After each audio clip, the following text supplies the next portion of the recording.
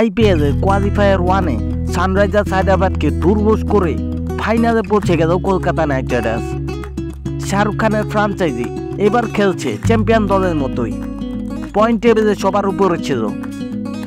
এরপর কোয়ালিফায়ারেও দুরন্ত ছন্দে থাকা সানরাইজার্সকে সূর্য অস্ত করে ফাইনালে পৌঁছে গেছে কিং খানের ফ্রাঞ্চাইজি।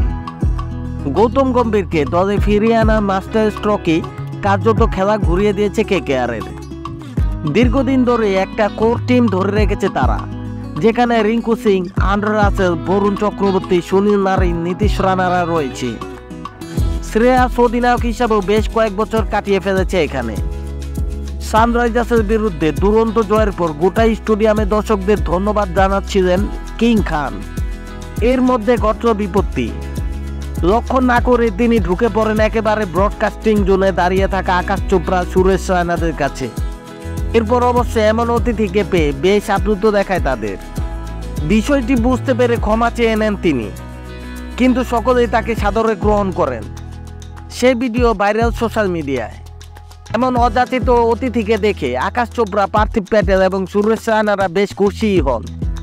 আনন্দে আত্মহারা শাহরুখ এরপর তিনজনকেই আলিঙ্গন করেন।